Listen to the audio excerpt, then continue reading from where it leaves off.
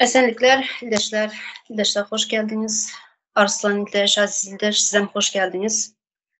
İldeşler, bugün bir tema. Türkmen'de Türkmen dilinde bir söz var eken, bunu alı teze öğrendim.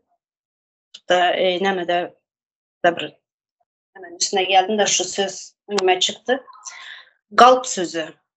Gızıklandım. Bu neme söz deyip. Galp sözü Türklerde tahta diyorlar. Rus dilinden farşılı. Şu söz kızıklandım. Ne için kızıklandım? Çünkü bizlerin adamın durmuşunda bir ulu negativni bir ornu var da.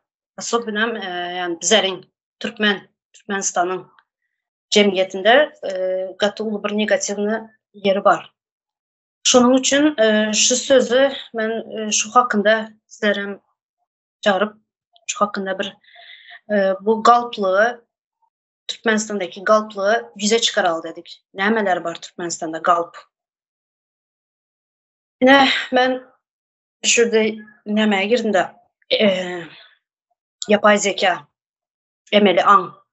Şurada yazan vaktim şu galp hakkı, galp sözün hakkında şu zatları çıkarıp verdi. Aslında biliyoruz da yine de şundayım bir manısını düşündürmek için ortaya çıkaralım bu kova deyip aşağıdan bir nemedip çıkaralım şuları emeli anından soradım.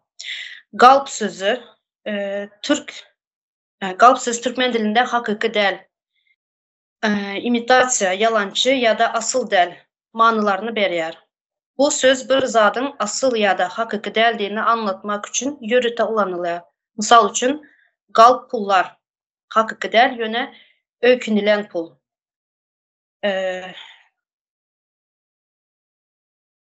Yine misal vermek için yine galp gözyaşlar cümlesini adamın duygudaş deldiğini yöne özünün emosyonal görkezmek için ulanıp bilinir. Ene şu manısına galp yani sahte demek. Şimdi söz alacağınız var mı? Ayşegül Hanım hoş geldiniz size.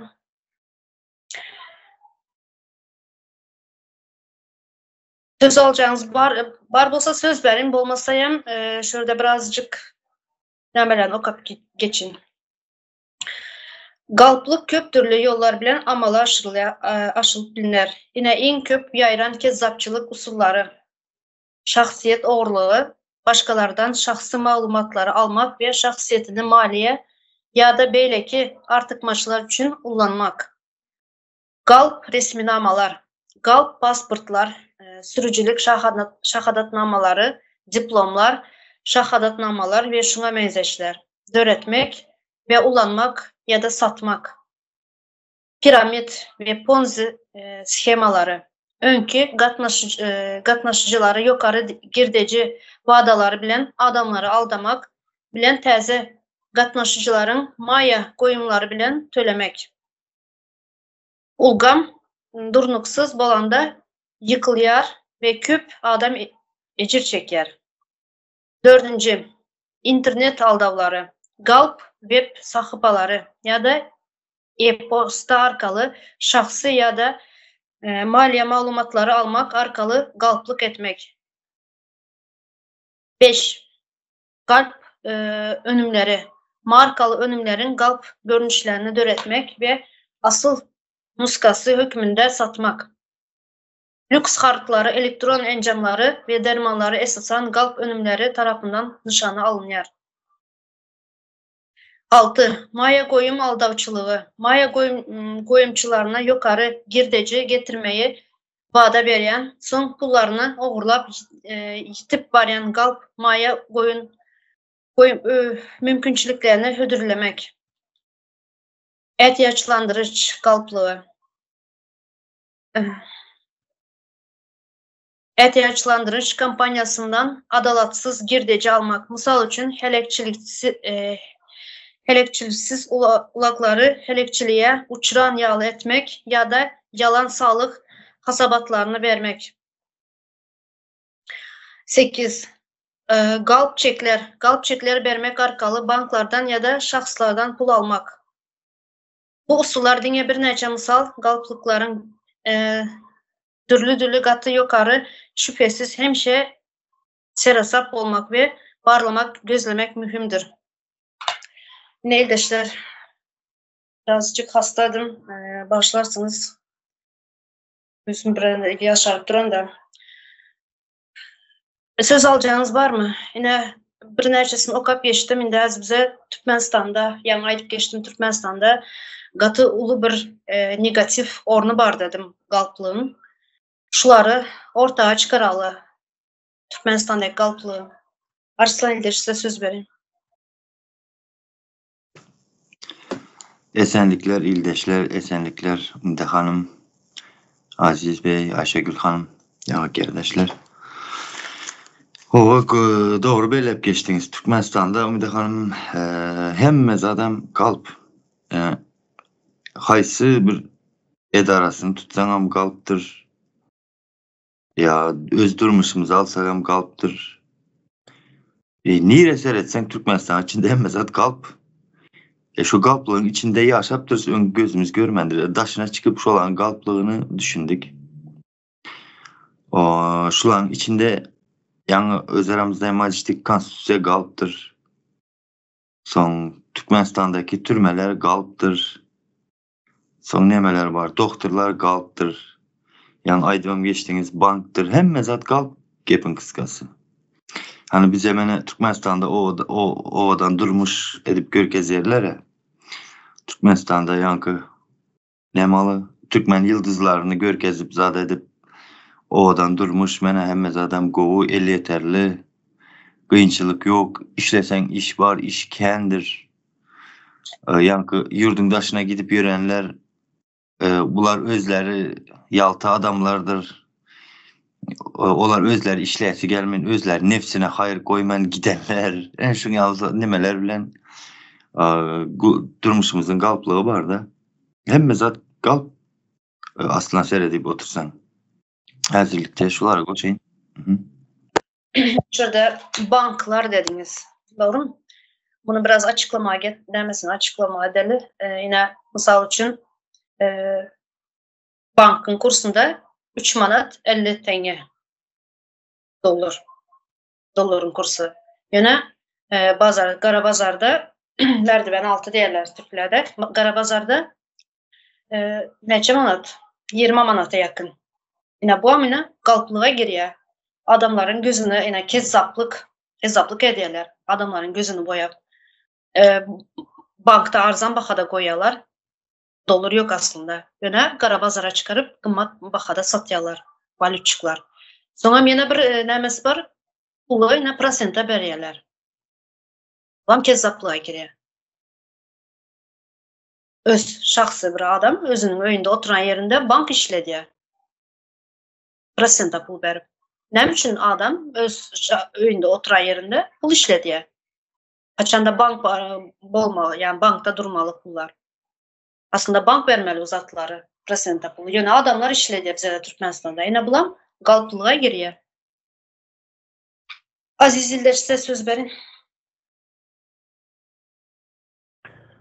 Sağ olun. Esenlikler, ildeşler, yurttaşlar. Hoş geldiniz. Hoş bulduk, hoş geldiniz size.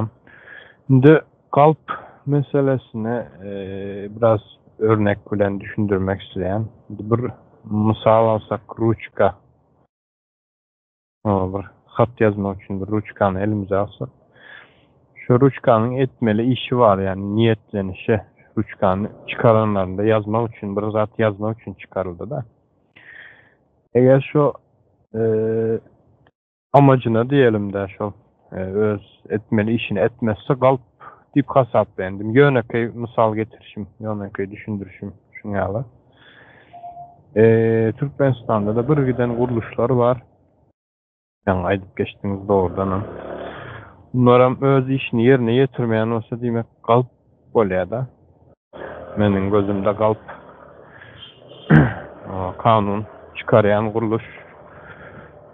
Bizim meclisimiz hem galptır. polisiyalarda kalıp. Hem mesela kalıp yani sanasan ayda oturuvermeli. Bir giden kuruluşlarımız var. Sahtakar desem Türkçe söz oluyor değil mi? Türkçe davaytsan sahtakar. Bu zaten hakiki özü değil. Saht. Karşı demek. Karşı bu. Rusça davaytsan. Türkmenistan'ın içindeki kuruluşlara söz etmek isteyen de Hasan. Sözünü çekmek isteyenlerim. Galp. Hem mezadımız, devletimiz de galp. Hem yani yanlamaydık geçildi. Hazırlıkça şunlar aydayım. Yine söz alayım. Kuruluşlukları dediniz de şunu biraz açıklama edin. Yine kuruluş cay kuruyorlar, cayları yine içinde oğurluk ediyorlar. Yani stroy materyallarından oğurluk edip hazine lebapı yine çarjonu özünden alın. Şu hazır satılıp duran caylara diye yaşar yalden diyorlar. Bir çöp çursan duvardan kopup duran diyorlar. Yani şu çaya da yani simentinden oğurlap cay kuruyorlar. Bu neye giriyor? Kezzaplığa giriyor. Neme oluyor? Galplık oluyor. Yani ben hazır şurada galplık yani galp okadık sahteni indi sahtekar yani galplık. Şunu okuyun. Yani Türkçesi sahtekar oluyor. Rusçası moşennik oluyor. Galplık adalgasını aldav manasında ulanyarsınız. Galplık kezzaplık. Aldav ya da galplık eden adamlara verilen ad. Şeyli adamların maksadı köplenç, başkalarının inamından hayanatçılıklı peydalanmak, arkalı, adalatsız, artıkmaçlık kazanmaktır. Aldavçılar, galp şahsiyet resminamaları, galp haritlar ya da galp resminamalar yağlı türlü galp usullara yüz tutup bilerler.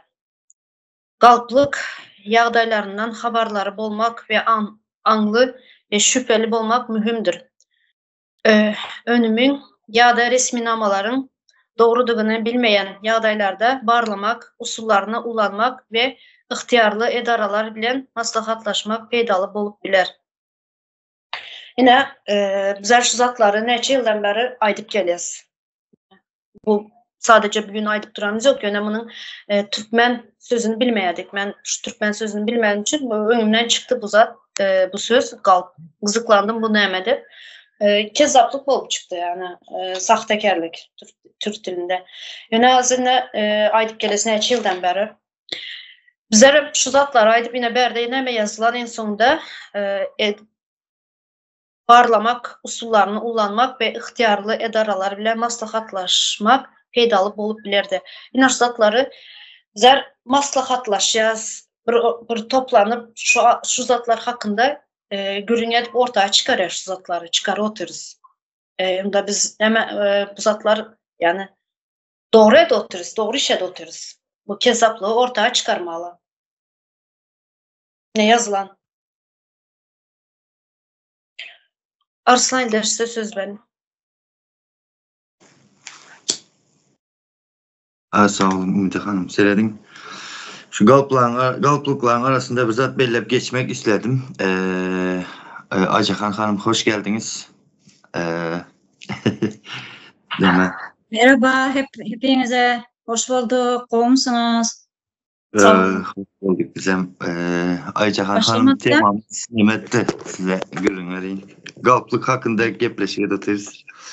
Galplık? Galplık hakkında. Böyle. Biraz sonra verirsin bana onun söz gözlerini yoksa ben biraz temanı öğreneyim. Hiç de elim demedi ancak bazardan geldim şu an bir saniye. Böyle. Bolar neme. Şimdi ben açacak olan yerim Türkmenistan'ın tarihi bize öğretilen tarih galptır. Doğru. Sebep bize hemşe yani Orslar bizi koradı zat deyip öğretir geldi. Aslında bu yanlış, bu yalana. Orslar bizi kırıp geldiler. Yani her bugün hem şu nimen siyasatı öğretirdiler da Ors olmasa bol muydu? indi eğer de Türkmenistan'da devlet sisteması yani olmadık olsa Türkmenistan'ın juristleri bolardı. Bular öz kanallarını açardı. Aycahan Hanım mikrofonunuzu yapsan çekin yanlan oturun bağışla. Aha, özür diliyorum. Son bular ne için kanal açar? Bulara juristlere kanal açmak ne mi mecbur eder desek ben şöyle düşünemem. Fikrim ailesi geldi. Yani juristler bir enayi bir cinayet mi ya bir cinayetin üstünü açtılar mı? Ya bir ildeşimize bir töhmet atılan vakti şonun neyle neme sut dövründeki bolup geçen zatlar garaz şonu bir yazgı edip bir kanallarında yayırdılar. Ne için? Cemiyetimizi aydınlatmak için. Yani bizde ne juristi vardır, ne tarihi vardır. Hem mezat galptır. Yani Türkmenistan'ın polisiyaları yani. Bunlar ne mi diyer? Bunların etmeli işi mesela kanunu koramaktır. Doğru mu?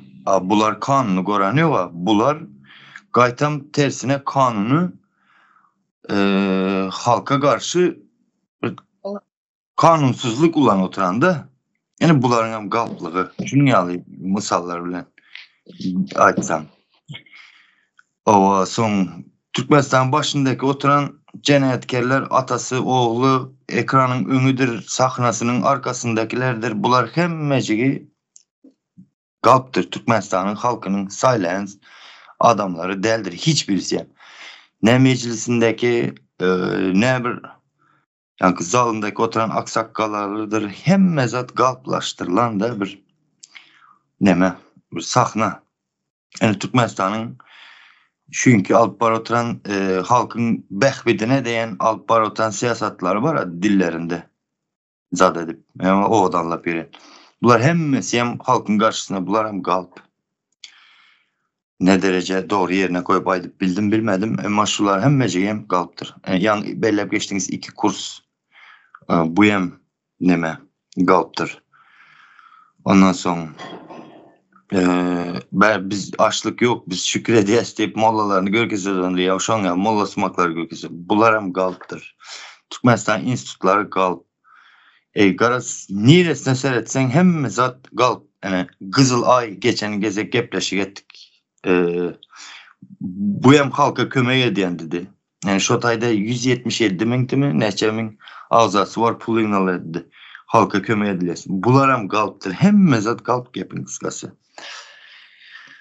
Şunu goşayın dedim hazırlıkça. Golda ayıp geçtiğiniz şurada sözünüz arasında da juristler dediniz. Juristler galp dediniz. Juristler galp olmasa da oradan hem şu kanun bile işleyen bolsalar şular. Şu vatan havarlarında sud etmezdiler. Vatan havarlarına sud adamları çıkarıp kellesini yere sallatıp hüküm vermezdiler şulara. Nemiş ettiler? Hani şurada şu adamlar cinayetçi böyle şu adam cinayetçiymiş şular. Şuların hani juristi, hani sudyası buların. Hani nerede bular? Eğer galp olmayan olsa şular. Galp buların hemmesi. Dur şu nemedi şu sudyasıyam, buların juristiyam, yan kaydışınızı hemmesi başından sonuna çelli üst seviyesinden alt seviyesine çelli hemmesi galplık bular. Kezzaplar. Türkmenistan'ın halkını hem şu dereceye getirdiler, kezzaplığa getirdiler.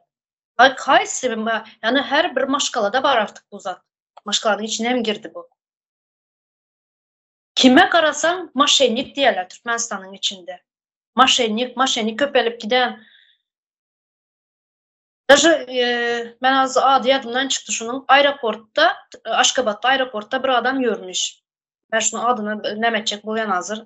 Adıma maytlayan.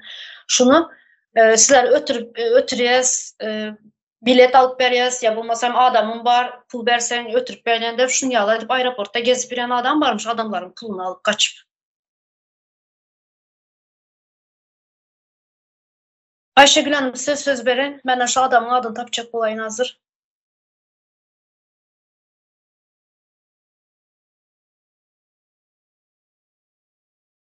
Ayşegül Hanım eliniz kaldırdınız.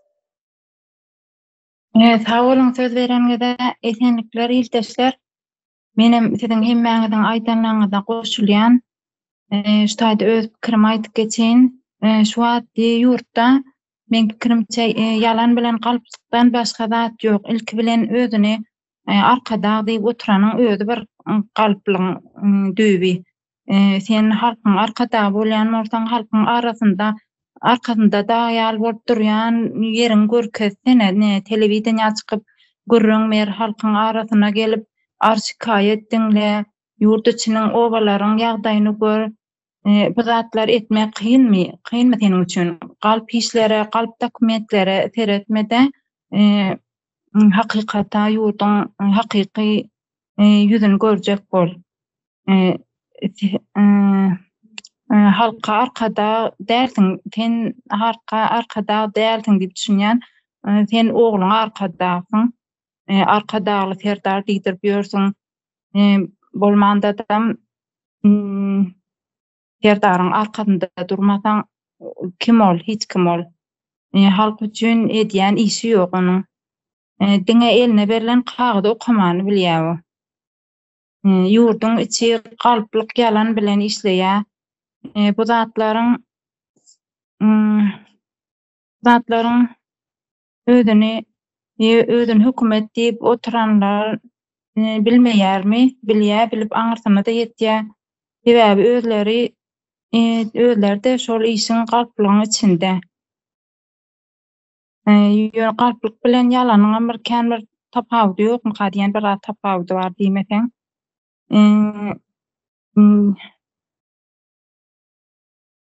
Ýurtda şo hemme işler kalplyk bilen bitýär da halkyň içinden iş bitirmeýärler. Halka peýdaly, adalatly ýurtda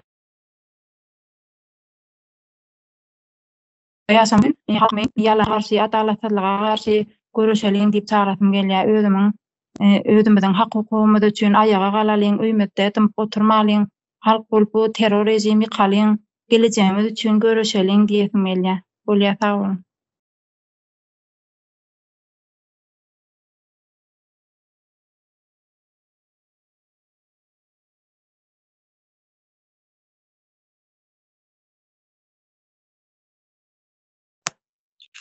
Sağ olun Ayşegül Hanım.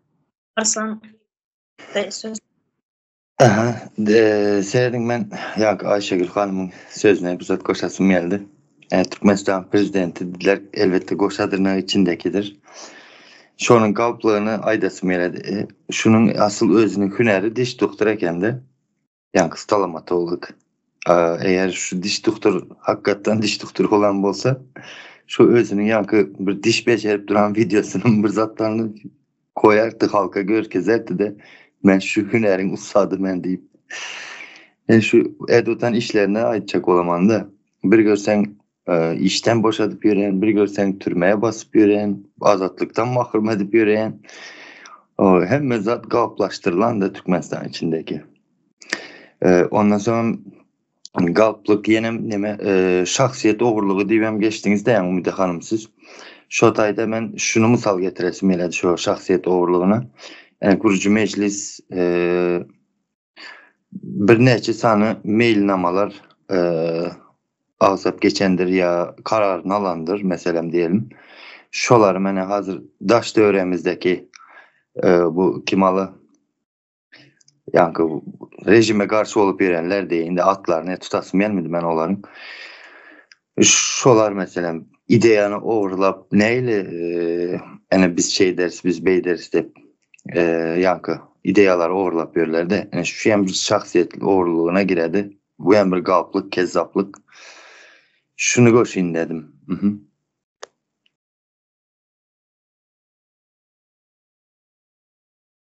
Ayşegül Hanım size söz verin. Sağ olun Umide Hanım çağrınız için.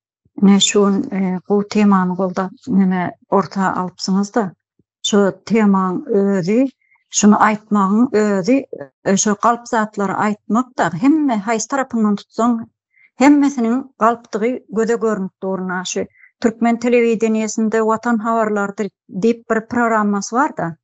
Ana şu ýerde de şo diktir kim bolsa da alyp barjy neme diýdi ana şuň künni gahryman hem gahryman arkadamyzyň saýasynda garaşsyz hem beýtarap döwletimizde döwlet adam üçindir. Şo gahryman arkadamyzyň saýasynda ähli işler gülala güllük bolup şey dip gürleýär.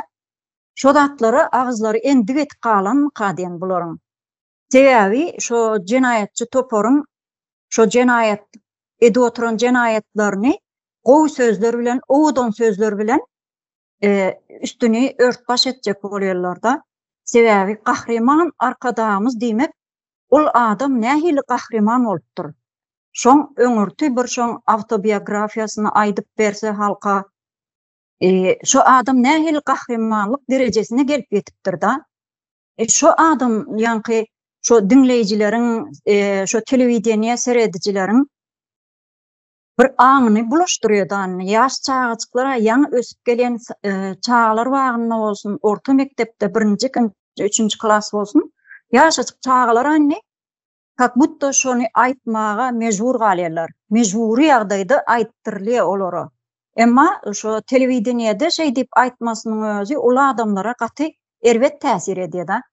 Şoň üçin hem türkmen telewizioniýasyny hiç kim açasymyz gelenak diýe. Hatda açyp seredenaklar hem şoňa.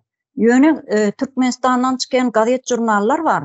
1-nji sahypasynda şo Gurbanuly Berdimuhammedowyň ýanky iki kelleli diýjek bolýanda men şolara iki kelle ýöne iki bolup bir ýurdy ýöre diýerler da. Şo ikisi o ataly ogul şolaryň 1-nji sahypadan başlap şolaryň suraty gahryman arkadamyda şöhrat şey diýip başlanýar da metbuata seretseň. Emma biz şu Türkiýede otysyna Türkiýede gazet jurnallar görýäs da. Hiç haçan Erdoganyň ýa başga bir prezident aparatynda işleyen bir adamlaryň suratlaryny beýdip öňe çykaryp gahryman arkadamyz diýip beýle bir öwgül sözler bilen hiç bir men görmedim. Hemem şu gazet jurnallar aýtdym men geçen gepleşigimizde de ýanky budjetden aýlyk alýan adamlara mecburi ýagdaýda şo gazet jurnallara ýazylmaly. Ýanky biz kitap arasynda da aýtyp geçdik da kitap yazan bolýar şu neme Gurbanuly Berdimuhammedow, Serdar Berdimuhammedow hem indi yazan bolup ýörüpdir da. Şu kitaplarynı reklam etjek bolup şo halka gahryman arkadamyz kitap ýazypdyr diýip onam ullokan bir neme bir iş eden ýaly edip görkezjek bolýarlar da. Kitap yazan adam kitap diýilen zat gaty mukaddes zat. Kitaby biz çağa kak höwes edip alyp okardyk da kitapxanalardan. Emma bulan kitaplarını okar ýaldy. Ýan gaýtşymýal propaganda işleri diňe şo garaşsyz hem beýtarap ýurdumyzda ähli işler gulaly güllük halkymyz pajarlap ösmäne tarap gidip otyr. Aýgara sanasaň sogaby bar bir hil owdan sözler şey dip halkymyzy şol yalan propaganda bilen kandyryp boldular bular var. Halkymyz doydu bu zatlardan. Bu zatlaryň bir soňuna geldikmi kap diýen men Ümide hanym. Gaty utanç verici. Muny hiç kim sereden agam Türkmenistanyň içinde. Endi o zatlar ýanky bir sözü aýdyp bersen ýenjilip ol neme bolup galýar da ýanky dinlemez bir hala gelýär da. Dinlenmez bir ýagdaýa gelýär. Şo ýaly derejä gelip ýetdi bular. Şu owdan sözler kime gerek? Mysal üçin, owdan sözden hiç peýda ýok. Gazaklarda bir söz var da, müň söz bizden bir jyzbyz diye. Gazaklar şey dip bir nemesi var, ata sözü var olaryň. Müň gezek sözlerinden bir gezek iş etip görkezeniň gowy dämi? Şo manyda aýdylan sözde ol. Vatandaşlar. Böyle Ümide hanym soň ýene men goşularym. Sağ olun.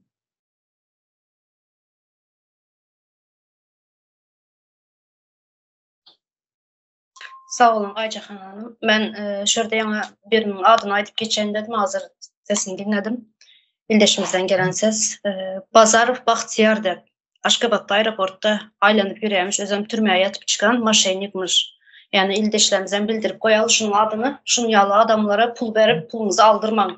Ne için bir adamın puluna kaçıp yürüyenmiş. Maşençilikten türmeye yatıp çıkan yine de şu aeroportta gezip yürümüş. Yani ildeşlerimiz ses uğradan Bazarov Bahtiyar. Haysınız birinci el kaldırdınız. Aziz ildeşimiz el kaldırdı başta. Sağ olun. Benim şu galplık sahtakarlığa yeniden bir misal vermek istiyorum.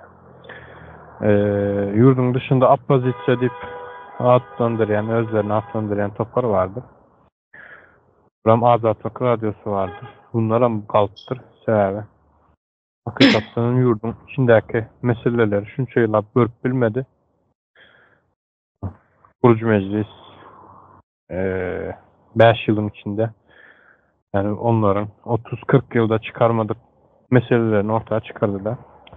Üskaça şunu açacaktım. Sağ olun. Yatık uzatmak geçtiniz. Sağ olun. Köp sağ olun. Yine şu hazır tesmiye almadılar. Yine şu adam var yine. Size şu saatler ayda oturayım. Şu bize devleti yamanlayacak. Bizim Görünüyor mu ses? şu bize şu saatleri mesela siz biznes edin, iş yerinizi açın deyip Bu adam olar var söz devlet yamanlan. yadınıza düşen bolsa özüne aktivist görkezip Rozmurat Kurban Durdiyev şahmatist dep demesi vardı. Takma adı vardı bunun. Ya da yaşayan vaxtları. Yine şu adam yanına adamları toplap neçe adamları yanına satan adamları oldu bunun. Şu düyeciler bilen işe alıp nemedip. Aslında şu vaxtlar hükümeti eleştiriyordu. Berde Türkiye'de vaxtı. İndi bolsa Türkmenistan'a gidip hükümet ana Türkiye'de hazır çıkış edenlere inanman. Aslında bizlerin hükümetimiz govu, Türkmenistan'ımız govu, işen var. Ne etseniz yol beriyeler, iş yok diyorlar. Türkiye'de yürüyenler, hükümeti yamallap yürüyenler. Aslında işimiz var. Govu Türkmenistan'ın asıda asmanda yaşayaz. Hemen zatımız gülala güllükte. Şimdi bolsa Türkmenistan'a giden son en aşın yaladıp videolar koyup yürüyen TikTok'a. Yine kezzap, sahtakar. Yine şu galplıkta yine şu adam aydiyalar. Berde gelip neçe adamı yanına toplap yine biz hükümete karşı işleyez. Neme problem alanız bolsa video çıkıp aydın. İsterseniz yüzünüzü açın. Pasport bilgilerinizi verin de neçe adamın pasport bilgilerini aldı, özüne inandırıp. Ondan sonra Türkmenistan'a giden sonra bunun yalı nemede otur. Adamlara, halka karşı. Yine şuna galplık diyorlar. Berde Türkiye'de vaxtı onun nemesi şahmatisti. Yadınıza nemedip yatladıp koyun. Şurada videolar var şunun berde diye. Sanki hiç sad etmeyen yalı hükümete karşı eleştirmeyen yalı edip Türkmenistan'a gidip hiç sad yok ağzını yağını silip emsim oturan. Bunu yalı çıkışlara da oturunda. Şunun adını yine aydıp geçen Rozmurat Kurban Durdiyev. Şahmatist takma adı. Muğalım. Şahmatist muğalım. Bahar Hanım siz veren ki qaraşdırdım, başlarsınız. Neme şu qalplık deyimde yani neme Aziz Bey qo'yardak geçti de Türkmenistan'ın kimçiliğine aydın olup Allah Murat vardır, Şah Murat, Vel Safar vardır, Murat Kurbanov vardır, yine şun töreğinde Talip diyeni vardır. Bunların Türkmenistan'ın kimçiliğine aydıp şun düzelmesini isteyen yalı olup gürlüyorlar, çıkış ediyorlar. Onun yanında da var her kim kösenip gören bizim yalı kösenip gören şulardan birleşeyin benim çıkış edeyim Türkmenistan'ı kazanırız belki de deyip ananıp barıyorlar da bunlar olsa onu yakalatıp koyuveriyorlar. Yine bu da kalplık yalandan ediyor hem mezade neme olsa yine bu Azatlık Radyosudur Vel Safar olur bir topal pul kazanıp oturuyor. şeyde kemçiliğin aydan olup zat edip o bir pul için işler otururlar. Hem de bir taraflayla tutturuyor adamları. Şeyde ben yine de pul kazanıyorlar. Yine bu da kalplık. Ya Ayşegül Hanım kovbellak geçti de halkın arasında gezip görüptür mü bizi? Şu halkın arasında gezip görmedi. Avtobuslara minip bir yere gidip görsün, bazılarda yürüp aylanıp görsün, o yerlere gidip görsün, ne bilar yeme, ne düşük mü yapıyor beydi, yumuşacık maşinde gezer yağlı. Şeydi halka nemese yaldayları bilen tanıştı, has olacak. Onu etmeye oturun yerine prezident, arkada şokradım önünde de bir topar aydımçılar mı, tansçılar mı korkuncuna tans oynaşıp Cemal Separvan nemeleri vardır. Cemal Separvan giyirip yanlarına gelende var ha, korkuncuna ne emedeceğini bilmem duruyordur şolar. Yine olarım yöne eline küyüz alışıp tans eden mi olup, Türkmen milli eşik değişen mi olup, daşından görsen cecektir, hakikat yanına varsan möcektir. Hemmesem kalplık, mektepler vardır, muallim vardır, yöne bilim yok, okuçular yöne sadaka giden yalı gidip gelip otururlar. Benim artığım gidip gelip oturuşu, Türkiye'deki okuyan okuçular bizim iş yerimizde var, onlar yalı okuyanlar dengeştirip görsen Türkmenistan'da oku yok. Yöne bilim var diye, bir dağıtma olsa bilim deyip gepleyendirler, yöne bilim yok, yine kalıplık görüp özmelik emmeler. Bantlar vardır, dine bank var, ovadan büyük binalar vardır, içinde pul yoktur. Dolar var, dolar dikeplendir, dolar yok, bankalarda bazılardan satın alayan 2 kurs doların bahası. Yani bu da kalıplık, prezident, 2 prezident, oğlunu prezident edip zor bilen seçti, sahtekarlık prezidentmiş. Yani hiç istemedi onu. Prezident tipine heykel yalıp otur, bitiren işi yok. Yerine atası gidiyor. Nireyse. Atası bir iş bitirip oturan zat yok. Yine de atasına eylem olmasın, yalandan mı geplemeğini onuruyor. Türkmenistan 4. yerde deyip honlamanı onuruyor. Doktorlar vardır, ovadan bannisalar vardır. Akça halat giyendir doktorlar. Elleri ne edecektir? Yöne sağlığa seyredip bilen, meşruat böğrüğümü ağrıyor da böğrüğümü bir böğrük koyup bilmeyen doktorlar var. İran'ıdır, o yeredir, bir yeredir gidip şeydip koyduruyorlar. Onu geçirilmeyeler. İran'da ya da Türkiye, ya India gidecek o zaman oğlum görgülük. Sen iş onurmadın mı ruhsat ver gitmeyene. Bir daha bir beceriksiz o iş onurmayan bir kilosron değil. Göy verin, onun gidibilmeyeler, onun bir topal pul bilen geçmeli. Devlet vardır, devletin içinde hiç ile rahatlık yoktur. Gariplik, ağaçlık, hemmelat vardır. Kanunlar kağıt yüzünde yazılandır bol. Adamların gepleme söz hakkı vardır. Od vardır, yetimlere iyi çıkmak, onlara kömek etmek. Adamsından ayrılışan ya da ölen, şunyalık yarın yetimler vardır, onlara kömek etmeli. Yeke ene vardır, onlara kömek etmeli. Hem de kağıt yüzünde var, yöne hakikaten yoktur şolar. Çağlar bilim demetecek olsa, gidip okuldan gelenden sonra okul eşiğini almak için bazıları araba sürüp onun yükünü taşımaz. Bunun hemmesi kağıt yüzünde güllüktür, yöne hiçbir zaman hakikaten yoktur. Bilim yok, hiç adam yok. Türkmenistan cennet yal bir ülkeni cehenneme öldürür, ol hakikattir yani. Cehenneme öldüren hakikat. Yani 4. yerde baylığını halk görünek. Biz bilemizek, halk baylık bir zat biz göremizek. Yine Türkiye'de geçiyoruz, kulçuluk ediyoruz. Özümüzce yok. Yolda salam vermeye ve yürüyün bulunacak insanın, adamların hizmetine ediyoruz. Sağ olun, şu vakitçe şuna deyin. Tamam. Şurada benim belli geçen dermanxanalar var yine. Yine içinde derman yok. Bazarda satıyorlar. Yine şulam kalpçılık, hesapçılık yani. günün aşağında duran dermanları alıp adamlar özüne becergi üçün alıyorlar.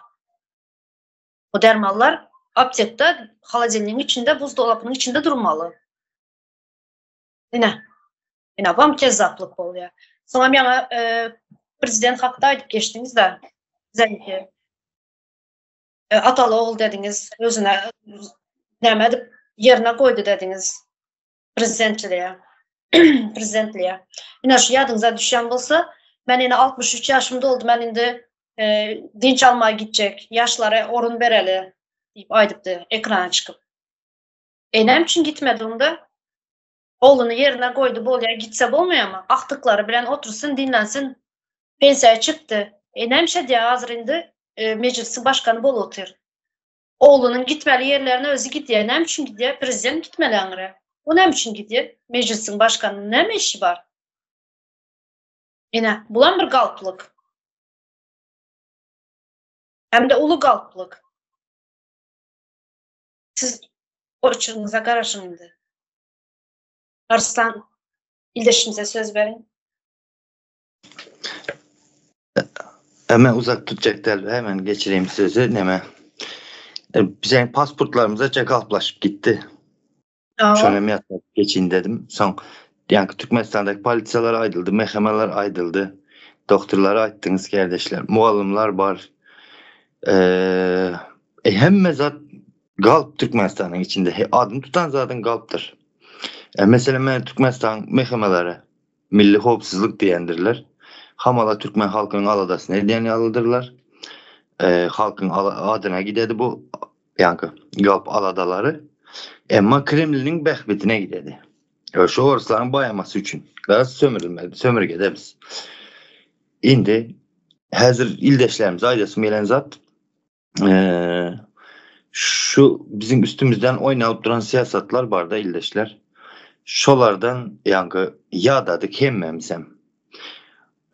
İndi vakti hem geldi de şu galplıktan çıkmayımızın yalan sahte durmuş grup verenler bize bulan içinden çıkmayımızın vakti geldi. Çünkü yıllardır arzu edip geldik. Kaçan bu sisteme yıkılar, kaçan bunlar gider deyip kendi yıllar arzu edip geldik ildeşler yadınızda olsa.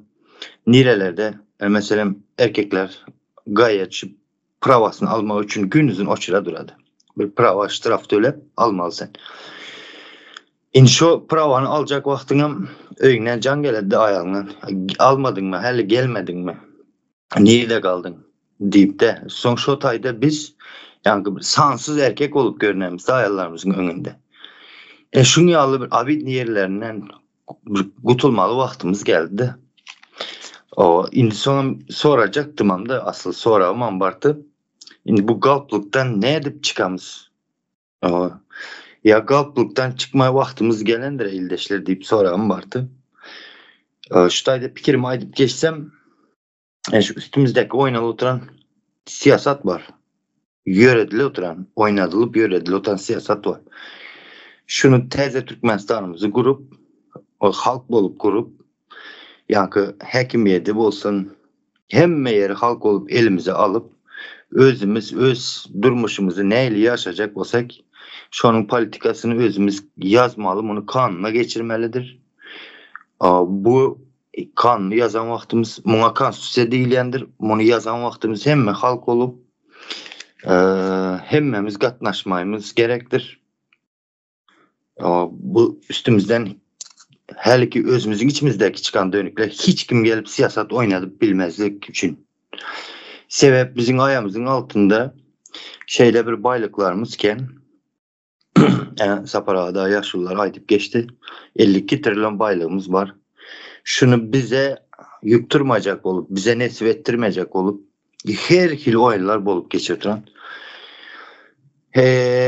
şu bizim öz baylığımız öz nesillerimize kalması için şulara nesip ettirmemiz için biz devlet sistemimizi tezden kurmamız gerek.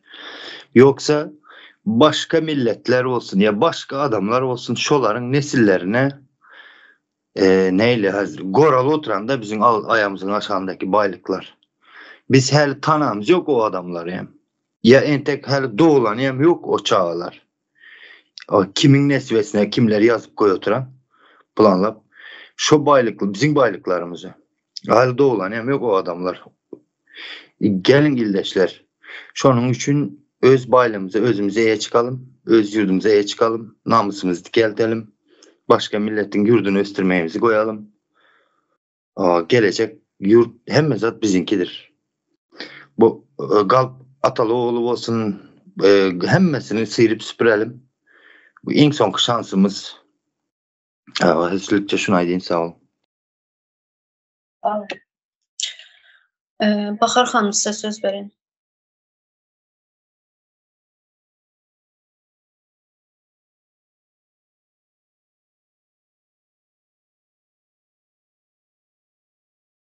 Mikrofonunuz açılan.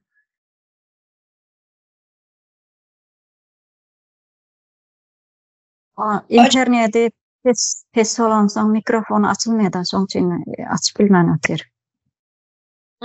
Siz alın söz sonunda. Ne böyle? Neme? Şu yerde ne biz prezident diyeyiz de koşadırna içinde prezident. Şu prezidentin saylanmağın kalplaştırılan bir yağdayda sayladılar da şunu. Şu prezident saylavını geçirdik dedi. Emma milletin Türkmen halkının %70'i değil da %80'i hatta yarımından köprüğü yurdun taşına yani migrant hükmüne işleyerlerden. Emma şoları şu misal için Türkiye'de en köp sanlı Türkmen var diyeli. Emma şu Türkiye'de sandık koyuldu mu? Sandık koyulup biz şunu bir hakiki yağdayda biz şuna ses verdik mi misal için? Biz vermedik ses. Biz saylamadık. Sözünüzü bölün, 1 minut bağışlarsınız. Konsolosluğa koyuldu. Yöne hemme böyle yani şöyle Türkiye'de yaşayanların hemmesi gitmedi. Fasad edip görke yani Galp bir sandık koyuldu. Oldu öz aslında geçirildi yöne. Hemmesi sesini vermedi. Şunu koşayım. Ama şol yurdun taşındaki halkın bir ses vermeye gerek. Eğer şuna karşı olsa da, karşı değil olsa da sesini almayı hükmani neme dip kanunu bir neme ol, yağday ol. Kanunu yağdaydan seredende şol hükmani ses vermeli biz. Yurdumuzun başına bir baş tutan saylav otursa ahirin. Ol oyuncak zat değil ol. Yani şondan başlanan kalplık her hazır devam etip da ahli neme taraflayın seredende de kalplık devam etip ne öz ayal doğanını yani Kızıl Yarma cemiyetine başlık etip koyuptur. Olan kalp bir zat. Ol Kızıl Yarmayın edi oturan işi, alıp barayan işlerinin hemmesi duruşuna kalp. Sebebi Kızıl Yarma diyende bir ol hayır sahavat yağlı bir kuruma olmalı. Nirede bir tebbiyetçilik olsun, nirede on kanunları yazılandır ama onu iş yüzünde yerine getiren adam yok. Şu datlan hemmesi kalp. Benim için Türkmenistan'da kalp olmasa Reşit Meretov diyen adam şu yurttaşındaki yurttaşlar var arada öz milleti var arada her gün çıkış etmesin var. Ayda bir safar çıkış etsin, yılda bir safar çıkış etsin. Şoların sağlık yağdayı var arada. Öldü mü, gitti mi? Benim için onun Reşit Meretov şu zatları ortaya çıkaranak hakikatten işleyen olsa, kalplik yok olsa Türkmenistan'da. Yine de şu meclisin deputatları var, 125 deputat. Şolar kim sayladı, kim ortaya getirdi, haysi bir meselenin çözü otuyor şolar. Hiçbir meselenin çözmeyene, hiç şeyle grubu çatanak şoların. Bizi yine de şolar ortaya çıkarmalı, biz halkımıza getirmeli. Kim saylaptır, kim getiriptir meclise oları? Kalp yağdayda gelen adamlar şolar. Kalp olmasa, han çıkıp aytsın yine biz şu işi çözdük, şu halkımızın şu iyimit yağdayını çözdük deysin, in olmanla. Hazır emir yankı dukanlar var mı? Payok verilen dukan var mı? Devlet dukanları hazır devam edip dur. Bu kalplik değilde ne mezat? Yani halkına interneti getirip bilmedik adam Ondan soň geplemäne hiç ýyly orny ýok olaryň. Mümkin däl geplemegi, öwrüp geplemegi, ýani propagandasyny etmäne de adamlaryň ýüzi bolmaly däl. Utanmaly adamlardan, halkdan utansun. Ýani yalan bir zady agzyňdan çykarsaň, ertir şoň arkasynda durmagyň gerekli sen. Bu zatlary galpdygy bütün ýani kanun ýaly etip goýupdyrlar da Ümide hanım. Men durayın şu yerde Bahar hanım elini kaldırıya açıp dur mikrofonunu. Söz alın Bahar hanıma söz vermesinden. Yine hazır bir sanap geçtikte kara otursak Türkmenistan'ın hemme yeri yani dübünden galp. Şimdi galp olmayan neme var? Galp olmayan sadece halk kaldı. Halk var. Yani adamlar, yaşayıcılar var. Yine dünkü gepleşiňizi dinledim. Gatygo gepleşik bolan şöyle sağ olsun aýdaýyn. Bir döwleti gurjak wagtyň onluklar, yani bir geçiş döwründe onluklar gaty önemli. Bunun tarihte hem var bu zatlar, revolüsiya döwründe onluklar gaty ulu rol oynayan. Ene şu onluklar näme ibarat? Halkdan ibarat, yani bizlerden ibarat. Ene şu galpdan en tutunjak nämemiz şular galdy indi. Halk. Soňa mine ýangy halk bilen Arslan Bey'in aýdan sözü bar. Siyaseti oynatmaň dep. Yani sizler halk eýesi, yani toprağın eýesi halk bolsa hiç kim bizlerin siyaseti oynatıp bilmezler. Hemçinden de bizler özümüz siyaset elimizde bolacak. Öz durmuşumuz, yani siyaset näme demek? Bizlerin durmuşumuz, yani halkın durmuşu. Bu siyaseti durmuşumuz bizler hiç kime eline hiç kimi oynatmak hakkımız yok. Oynatman bilmezler son. Ya oynaman bilmezler. Halk eýesi, yurtun eýesi bolan wagty. Ne bu gaty önemli. Ne şu Türkmenistan'da hazırına hep galplaşan galp. Yani sadece halk kaldı, galp olmayan. Şuna hem eýe çıkalı birbirimize. Bahar hanım size söz verin. Yani eczanede näme üçin derman satylmıyor diýenine goşjak boldum. Meňem sesim wagtyna açylmýar. Näme Arslan Bey her gezekden öňe çyn başlarsyň. Misaly daşuuz tarapynda içinde kurçuk bolan nemeler köp. Halkyň bar 2'de bir 10 tane adam koysaň şoň içinde 6 adamın içinde şoň ýaly kurçuk bardyr. Ya da Kuyudan su içiliyor şondan mı? Sudan, ýakdan su içiyorlar durla koyup ya ondan mı? Bilmeyen. Şoňa aptekden şu kurçuğa derman yok. Bazarda satyp oturýarlar öňüne ýaýyp. Fenesal diýip bir derman peýda edýän eken diýip şey diýdiler. Men şondan alıp ertip gördüm, alıp berdim. İçinde var birazcık var. Azıcık Covid demlersin. Ana şonu ýatjak nämesi bir topar pul onum Russiýadan getirýän ekenler. Olam nähili näme diýip sorasa anyklap otursak tovuğa berilýän eken. Tovuğa çugutma kesel diýen keseldegi ana şonda şoňa berilýän derman eken. Ana daşuuzun halky şu dermany alyp ýeler. Kurçuğa näme diýe, gowy welýe diýe. Doktora gidende näme doktorlara kalp diýenim. Şonu derman bilen, zat bilen, şu kurçuk ayet bilen aklar. Bir gün aç koyuyorlar adamı, çağalara bir şeyler.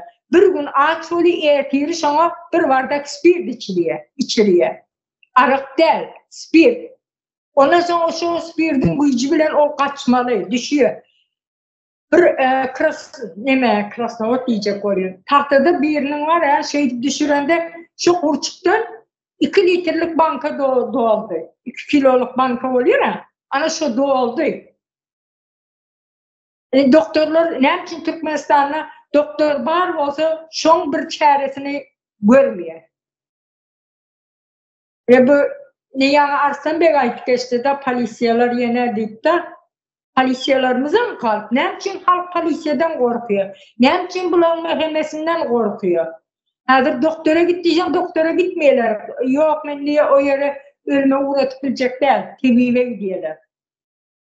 Ne için halk polisiyadan korkmalı? Polisiya mahkemeler halkı koramalı değil mi? Ne için Türkiye'de polisiyadan korkmuyorlar? Arkayın durup sonra verip biliyorlar, gepleşip biliyorlar. Bulan polisiyalara mı kalk? Kalk bulmadık zat yok. Kalp olmazsa ya gayçın yalı halk hem hakikaten hem oğurluk var. Bu siyasi beri otur. Türkmenistan'a aklı bağlığını. Bu yana kalp değil bu hakiki. Şulara açacaktım sağ olun. Yani metbugatam gazetler. Ne için gazetlerde doğruları yazmayalar. Ne Türkiye'de berde gazetler alıp okap görüyorsa yerde neme bulan ne file bir bedbaşçılık bolsun neme bolsa yazıyorlar. Yazarların köşeleri başarıda hem siyasetler hem yazıyorlar. Siyaset gazeteleri var. Ne için bizlerde yok siyaset yazmayalar gazetede. Deme Erdoğan'a seçim oldu ya, son kıyacak seçim olanlar Germanya'dan her yerde bulan Türkler şu yerde seçime bittiler. Öz istevlenmeyi nemettiler. Bizim arkadaşlar Serdar seçen vaktinde yurdun taşında gezip verirler böyle de dursun. Ben çağalarından soradım, Ayaldığı soradım. Seçime gittiniz mi? Kimi seçtiniz dedim. Kaçın oldu seçim diye benden soruyor. Doğru. Seçimi Türkmenistan'ın içindeki daha şu tarafları bilen Aşkabat'ta bir 50 saniyonu topladı da şu yerde seçim eden oldu seçim oldu olur için. Seçimlere kalıp. Değil mi? Cemal Safarova kalıp değil o doğru. Atının nemen arkada ağlarının atını gördü o pişmeye o kalıp değil o doğru. Bağlı zatları kalıp. Kalıp olmaya yine ne mi var? Enelerin gözyaşı var. Evet. Çağaların gözyaşı var. Enesinden ayrılan, yetim kalan çağaların gözyaşları. Yine bunlar kalıp değil. Kalkan açan neler deyip yol gözler, Çerkez'den o yetimçiliği çektiren çağaçıklar var. Karagözlü çağaçıklar. Yine bunlar kalıp değil. Haysınız başta eliniz kaldırdınız. Aycahan Hanım biraz kısa tutsanız da bir saate yetecek. Aslan Bey'e verelim. Ben burada çıkıysa sonundan aytıp geçerim. Öyle. Arslan İldir size söz verelim. Ya sağ olun. O Türkmenistan'da galp olmadık neme var dediniz Ümide Hanım. Şu an hemen aydın. Türkmenistan'da galp olmadık yankı neme var. Dönüklük var. Halka yurda edilotan dönüklük var. Yine şu galp değil. O hem kim tarafından? Başımızdaki oturanlar tarafından. İzinde kalan yankı kim o? Gücülanıcılar var. Şolara buyruk verilotan buyruklar halkı palan kvartılda palanca adam bas teritoriyanda dep. Yani bu zatlar galp değil. O Türkmenistan'daki çağalar neşeye yatırılı oturan çağalar mektep kızlarının zayalanışı, bozuluşu bunlar galp değil. Ondan sonra ne diyecek olayım? Şu yurt meselemizde görün gidi oturan da illeşler. Şu yurt meselesinde hiç kim yankı bir seyredip durmalı değil de şu işte, şu meselede. Her kim özünden bilip ne diyeniz? Özünden bilip değil, her kimin borcu. Elbette her kimin borcu ama şunu hem özünden bilip gelip etmeli de Ümide Hanım. Yani bir çekelep gelip ya iteklep gelip gel senin hem yurdun, senin hem çağaların enen atan yaşı otur. Senin hem geleceğin şu yurtla bağlı. Yo deyip iteklese o tayda dili kıska olayan sildeşler. Başka biri edip verse de dili kıska olayanız. Kimin önünde? Özünüzün nesillerinizin önünde dili kıska olayanız. Özünüzün zenanınızın önünde dili kıska olayanız. Şunun için her kim özünden bilip gelip etsin de her kim başaranından, öz urvinden, öz vazifesinden, öz derecesinden her kim özü gelip koşup özünden bilip etsin. Şu anda hiç kimden dili kıskap olmaya sildeşler. Şuna edin dedim. Sağ olun. Doğru. Yine şu yine bir galp olmayan neme var? Vatanımız var, toprağımız var. Hem eye çıkmak bizlerin borcumuz. Kalp bolup. Aycahan Hanım size söz verin.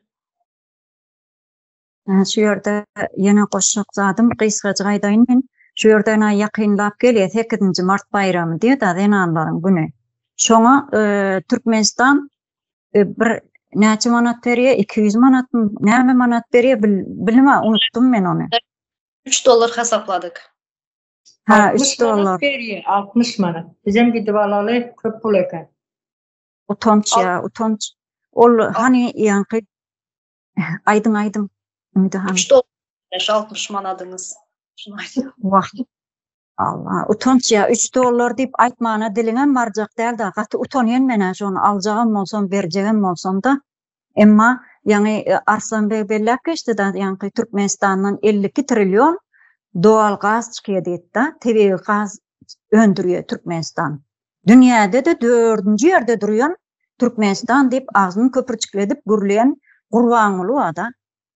Emma şu 3 dollarjygy sen nädip utanmany içinde sany barmak basyp sanamaldyr o gelin gyzlaram. Plan diýip. Berýärlere berýärler, büdjetniklere berýärler onu ya. Hawa büdjetden aýlyk alýan bolsaň berýärler. Hani ýanky Kızıl Yarıma Cemgiyetine bizim öden her ayda tören nemämiz nerede, wuznosumuz nerede? Utanman sen şonu 3 dollar nähil ýagdaýda berjeksen gelin gyzlara. O aýtyp bereň sana amal dedim ýanky. İçinde galan gelin gyzlaram sana amaly. Az mukdarda. Emma şoňa sen 52 trilyon gazyň üstünde oturan bir ýurt bolup nädip utanman onam watan habarlaryna çykaryp berer häli. Utanman. Emma şolaryň hemmesi galp. Yalan bir görkezme ýankyýaly. Emma bizim bu edip oturan işimiz 5 ýyldan bäri Gurju Mejlisiň alyp barýan ýoly biz dogry bir ýoldan gidip barýas watandaşlar. Biz şol galp zatlar ortadan aýryp Türkmen halkyna bir azatlyga çykaraly, erkinlige çykaraly, toprağımyza eýe bolsun. İslen adam 100 hektar toprak alsın, yer alsın, yerlerimiz, topraklarımız halkynky bolsun. Şu miras kalsın ýanky geçmiş gelecek nesillerine miras hökmünde kalsın deyip bizine 5 ýyldan bäri Gurju Mejlis olup bütün şu doğru bir ýoldan bidotýys da biz bunu hökman ýerinde oturdursam vatandaşlar şuna düşünmeli, şu datlaryň ikisini aýyrt etip bilmeli da ýurdun içinde olsun, daşında olsun halkymız gelip bize koşulmaly. Ýanky aýdyşymyz ýaly onluklar ýaly gelip bize koşulmaly. Sebäbi biz doğru bir ýoldan gidip barýas. Bizim bu gurup oturan bu sistemamyzy hiç bir ýurt entek gurmady. Şoň üçin bize koşulmaklaryny isleýän şu ýerden. Ýene de berberlik. Sağ olun. Yani 8. Mart'ta näme pulu dediniz de, bayram pulu dediniz, $3. Şu $3 göz dikip garaşa oturan çağacıklar var, kızlar, kız çağlar. Şu pulu alsak, bir gidip hediyecik alsak dep bazardan. Yine utanmadan şu çağları köp mü görýäňiz? Berin bir hiç olmasa bir $10'dan berin.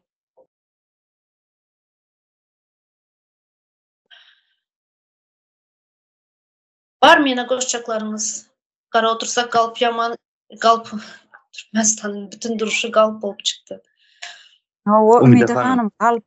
Ha, başlaň Arslan Bey. Haydi. Buyurun.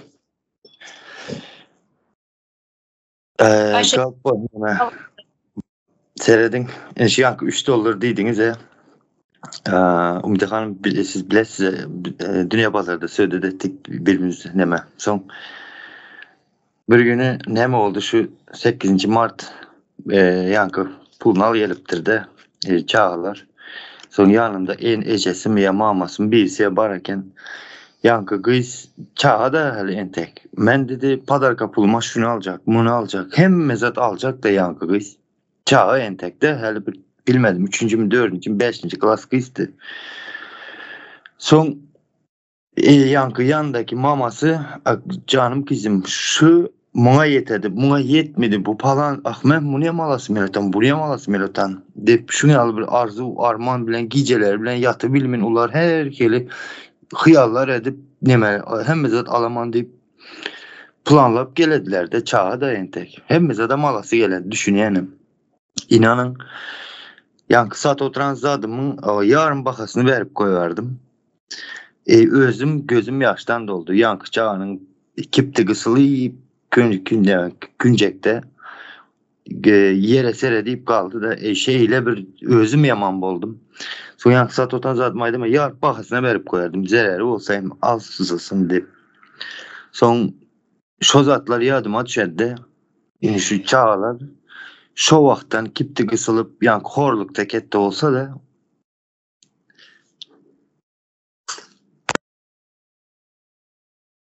Doğru. Ay onun yalı çağlar, boynu bükük çağlarımız katı köp. Ayşegül Hanım.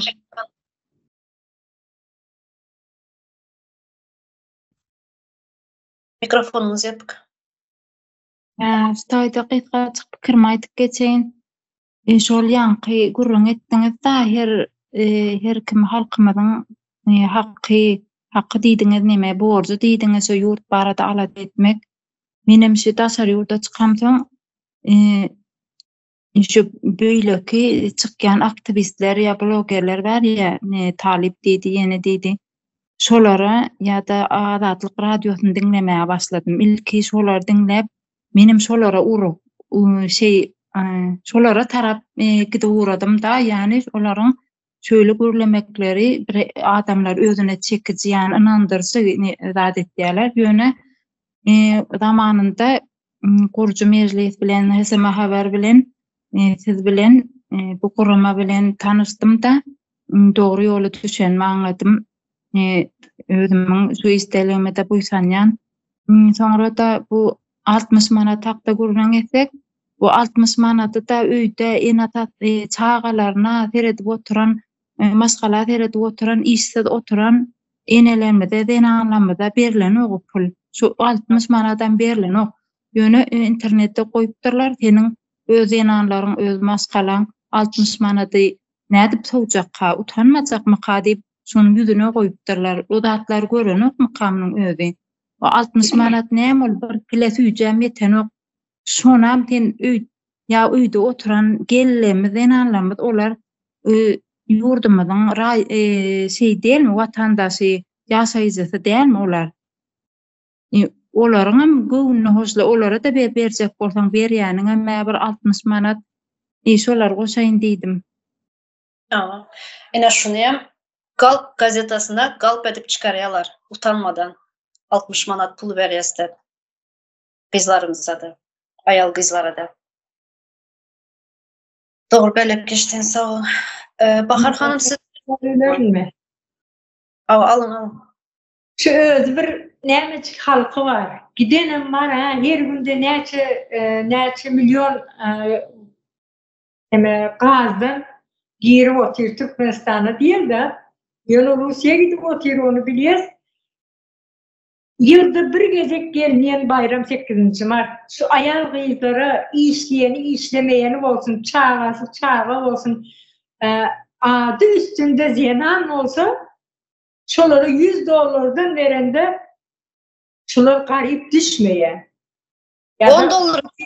Böyle $10 versin Cemal abla. 10 Özüm var ha, şu Serdar, şu arka dağlarının yerine bolsam $10 vermäne men utanırım.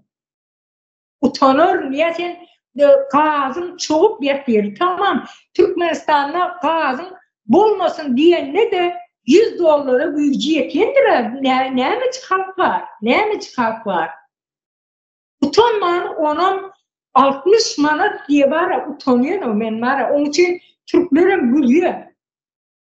Sizin diye prezidentin ne biçim bir insan diye de. Ya Türkmenistan'ın halkı birleşip vatanımızı kazanmasa $60 da beğenip gezersiniz. Onu bir ayağına, bir çağın ayağına spor ayakkabı mı düşmüyor mu? Üstüne pul koşmalı. Bir çağı var ya, neme terzi Türkmenistan geliyor, neme oluyor, $100 çağları veriyormuş, hasabatçı diyormuş, hasabına yetiyormuşsun. Şolur yarak saatler gurruna gittirler de. Bakay bir çağıcık aysın damağım doğruyor. Şonu var ya, ecesinin siyininden çıkıp, ece şonda maňa krasovka alıp berýän dämi diye. Krasovka alıp berýän dämi diye, şu ýerinden çekiyor ejesinin de. Sonda gecesi aytdım bana. Bakar anam deydi 2 yıl oldu deydi. Şuna krasovka alıp berip bilemak men deydi. İle deydi cemleyen şu gecek bir alıp bereyim diysem deydi. Yeni bir zat çıkıyor öyden deydi. Bir görsem onsu bir görsem Ruçka defterine de deydi men pul tak bilemakçılarım deydi. Alıp oturan bilememe yok yöne bir sağın olup bitip geliyorlar deydi. Sadaka gitip gelen yağ deydi. 2 yıl bundan 1 yıl daha oldu ona var. Şu ayarla gepleşenme. Krasovka alıp beriyeng dämi diýbay diýip şey diýip gynanyp gurrun berip oturda. Men özüm var näme diýip jogap berjegimi bilemem. Ýöne gaty durdum. Krasovka hemme zat bilen çağaňyzy üpçün etjek bolsaňyz ayağa galın diýdim. Häzir Türkmenistan gurulsun diýip siz hem bir diýdiňiziň üstüne galın dik durmasaňyzam diýdim. Bak biz ne etjek diýe näme etmeli bolsa etjek diýe ýöne ýeter ki şu başımızdaky haramzadadan kutulalım diye Türkmenistan gaýtadan bir kurulsun diye odamız gitti öldü diysem izinde yine bir ondan beteri geldi diye. Yılan öldü kuyruğunu taşlap gidiptir diyeler de. Her kim bizar Türkmenistan'ın ehli halkı ayaklanıp vatanı kazanmasak olmayan. 60 manat nämeye yılda bir gezek gelen bayramı. Başka da hiç ili mertebenin ayak aslarına aşağına alınalı be. Ardınlar depeler üstünde geziyor. Özleri pulun üstünde yüzüklüyorlar, altında kışlıyorlar. Hem edenle duvaylanıyorlar. Yöne halk ayağa kalmalı ne? Daha sonra halkı dinlen, uklap etiyorsunuz, oyarım. Birbirini dürtüp oyuyordun beydik, uyku dermanı çenyalı olsun, beyhuş olsun etme. Yine Marlı'da oğullarımız, Marı'nın halkı tüveleme, ösüş var. Levap tarafında ösüş var. Eğer ayağa kalmalı olsa bir yere kalman çıkacağını biliyiz. Daha sonra halkı siz eminde oyanın uykudan. Pile kurçuk yalı olup, evet pile kurçuk olsanız yüpekten doldururdunuz Türkmenistan'ı. Oyanın ayağa kalın. Bir görelim erkliğinizi. Diyeceklerim şundan var, sağ olun. Baharım geliyor yani var boğuşlarına. Bahar hanım, Arslan Bey'in aydan şu çağalar hakkında da zayalanan çağalık, zayalanan nesil, zayalanan giden bir ömür de ziyan näme diýerler? Ziyan bolan ömür de geleceğimizin nesli ziyan bolutur. Arslan Bey size söz verin ama vaktimiz doldu. Halkımızın ayaklanacağı göze görünüp dur da nereden aytyan bunu. Geçen yadınızda olsa bir gepleşiklerin birisinde bir yaş oğlan da telefonda Serdar'ın suratını koyup yürüyeneken deydi mi? Yadınızda çambası şola oğlan Türkmenistan'a giden 3 ay boluptur. Gelen yine Türkiye'ye kaydı geliptir bir 15-20 gün geçti deydi. Son neyleken deydik? Sorak verdik muha. Bizim aydanlarımız ile doğru geliyor. Hem yaşayış neyle? Garas kendi gürün oldu. Son hem meyri adım açıp duran yok da son bir zat deydi. Öne gözüme kendi ilme yerdi. Hazır dış polise işgalleri var dedi. Şeyle bir dedi eden ettilik dedi. Başına görüp yerler dedi. İnan her adımda döngüne çıkıp çürkep dine pulunu alacaklar dedi de. Şeydi şolara dedi yankı ön gözüme düşmeyen eken de indi gözüm yetti diyerde gepin kıskası. Hem iğrenç döred dedi. Men dedi nas çekmeyen çilim çekmeyen dedi. Sen dedi çilim çekesen nas çekesen dedi. Men yatan döşeğimi dedi. Yani poizde gel otan eken de bu. Şonu yastıklarımın aşağını götürüp gör oturan dedi. Ona seyredin. Son dedi ne için sen beyte öpsen zat deyip sorak versem yaman sen dik gepleyen ay deyip dedi gahariyem gelemiş yankı kirli palet yani muhasır edin. Sen çilim çeke oturanında köpçülük bir yerinde iştiraf etmeye hakkın var. Onu yastığının aşağından aktarmaya hakkın yok var. Onu en boş verin kaptalında yatan adamlar var. Gideceğim saat 2-3 dedi. Muhasır edin. Şun yağlı eden ettilikler oluyor da. O yiğitler ildeşlerimize hahiş edemem. Gelin şu namartlıktan yankı namartlarımızın depemizde tayaklamasından, zenanlarımızın kemsilmesinden, kız çağalarımızın kişiliğinden, kimliğini, şahsiyetini elinden aldırışları, bunun sonuna çıkalım. Bular kim 3 dolar verip bizim gelin kızlarımızı kemsider yağlı? Kim bular on yağlı baka keser yağlı bizim gelin kızlarımıza? Bu yağlı düşük yer demede saklar yağlı. Kim bular yiğitler? Şunun sonuna soğan ekelim. Sağ olun. Ne şu menem ildeşlerimize açacağım, sorak vermeyi öğrenin. Näme üçün, näme sebepdendir? Bu sorak vermek her kimin borcu, yani hakkı var sorakları sorama. Bir zat sizin bir nägileliğiniz bolanda näme üçün, näme sebepdendir sorak vermek näme diýle? Kanuny bozmayan onun üçün. Şunu vermeyi öğrenin, sorak vermeyi. Arslan İldeş, siz tezeden mi eliniz kaldırdınız ya düşürmediniz mi? Şöyle Cemle'li İldeşler son söz olsa alayın, bolmasa hem Cemle'li şöyle köp uzun bolmasın. İldeşlerimizi harısını alın. Öyle. Köp sağ olun gelenleriniz için. İndik Gepleşik'te görüşürüz İldeşler. Sağ olun. Sağ olun. Arkadaşlar.